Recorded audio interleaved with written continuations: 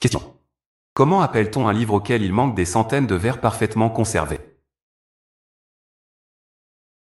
C'est du moins la réponse que je reçois de mes amis musulmans.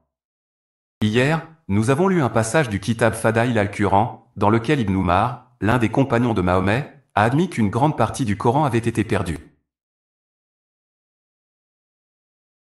Ibn Umar a déclaré aux musulmans: qu'aucun de vous ne dise « J'ai appris tout le Coran », car comment sait-il ce que c'est dans son intégralité, alors qu'une grande partie a disparu?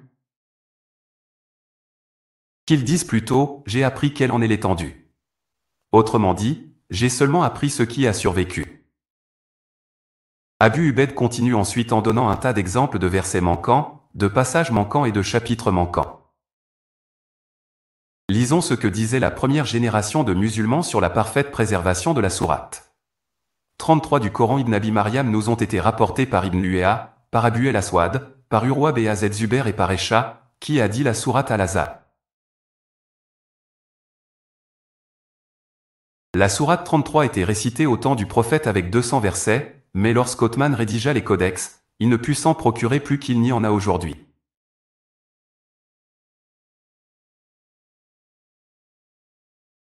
Ainsi, selon l'épouse de Mohammed, Aïcha, la mère du fidèle, sourate 33 était récitée avec 200 versets. Mais lorsque le calife Othman a décidé de distribuer des copies écrites du Coran, les musulmans n'ont pu trouver que ce qui se trouve dans le chapitre d'aujourd'hui. La sourate 33 du Coran que nous avons aujourd'hui contient 73 versets. Maintenant, si la sourate 33 contenait à l'origine 200 versets, mais que dans le Coran actuel, elle ne contient que 73 versets, combien de versets manquent dans la sourate 33? Selon Aïcha, il manque 127 versets dans la sourate 33 du Coran parfaitement et miraculeusement conservés. Mais la situation est encore pire car Aïcha arrondissait apparemment à l'inférieur lorsqu'elle disait que la sourate 33 contenait autrefois 200 versets. Ismaïl b. Ibrahim et Ismaïl b. Giafar nous ont parlé de Moubarak b. Fadala, d'Abien Nuju, de Zir b. Ubiaï, qui a dit, Ubé b. Kab m'a dit, combien de versets as-tu compté, ou combien de versets as-tu lu?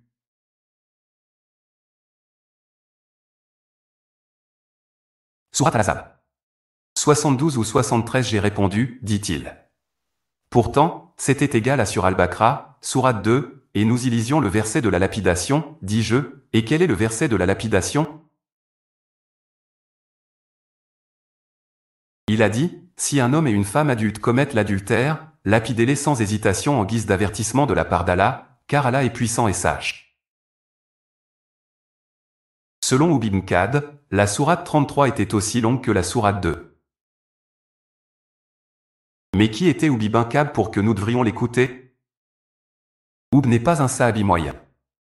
C'est l'ari du Coran. Il est le maître. Ubay était le maître du Coran, et Ubay a dit que la sourate 33 était aussi longue que la sourate 2. La sourate 2 du Coran compte 286 versets.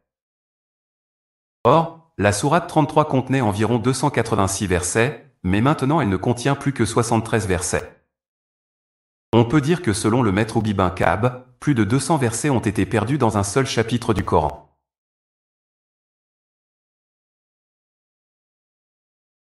Quelle sera la réaction de nos amis musulmans? Oh, eh bien, ces 200 versets ont tous été abrogés. Avez-vous remarqué que le Coran a toutes les caractéristiques d'un livre qui a été modifié et corrompu, mais les musulmans inventent les raisons de tous les changements et corruptions, puis disent qu'il a été parfaitement préservé. Il manque des chapitres entiers et des centaines de versets dans le Coran que nous avons aujourd'hui. Pourquoi donc? Oh, parce que les chapitres et versets manquants ont été abrogés. Et si le Coran que nous avons aujourd'hui contenait des éléments qui manquaient dans les Corans antérieurs? Par exemple, le compagnon de Mohammed, Ibn Masoud, n'avait que 111 chapitres dans son Coran. Il a dit que 3 chapitres du Coran d'aujourd'hui ne sont pas censés y figurer. Alors, lorsque des éléments sont ajoutés? Oh, celui qui a omis quelque chose du Coran d'aujourd'hui a simplement fait une erreur.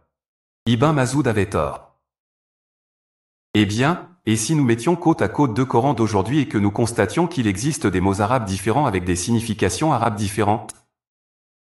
Oh, c'est parce que le Coran a été révélé de différentes manières, mais ces différentes lectures se complètent. Toutes les différentes versions proviennent d'Allah. Notez ce que disent les musulmans. Ils disent que le Coran a toutes les caractéristiques d'un livre qui a été modifié et corrompu, et pourtant il a été miraculeusement préservé par le grand Dieu Allah. Mais cela soulève une question évidente. Si la préservation du Coran est un miracle, et pourtant le Coran présente toutes les caractéristiques d'un livre modifié et corrompu, comment sommes-nous censés identifier le miracle? Quel est le miracle ici? Nos amis musulmans disent que le Coran est différent des autres livres. Il a été parfaitement conservé, et pourtant le Coran présente toutes les caractéristiques de tous les autres livres qui ont été modifiés et corrompus, des éléments ajoutés ont été supprimés, des mots différents dans des versions différentes. Si c'est un miracle, c'est le miracle le plus stupide qui soit. Les musulmans nous disent essentiellement qu'Allah a dit, vous savez quoi? Je vais faire un miracle. Je vais donner au Coran l'impression qu'il a été modifié et corrompu, même s'il a été parfaitement préservé. Les musulmans prétendent, sans présenter de preuves concrètes, que la Bible et la Torah ont été altérées. Comment pourrait-il être possible de modifier globalement chaque copie de manière uniforme? Avez-vous rencontré des données historiques étayant ce processus? Je soupçonne que vous n'avez rencontré aucune preuve de ce type. Cependant, lorsque nous analysons le Coran et les hadiths ainsi que les comparaisons entre manuscrits, les altérations du Coran sont clairement visibles. Il existe actuellement 26 versions distinctes du Coran utilisées dans le monde, un fait que beaucoup refusent de reconnaître. Il est essentiel de réfléchir de manière critique et de ne pas accepter aveuglément la désinformation qui circule à propos des chrétiens et des juifs. Plus, convient de noter que les divergences entre les différentes traductions, versions du Coran et le texte arabe original sont également une forme de corruption de votre livre. La personne que vous choisissez de croire dépend en fin de compte de vous.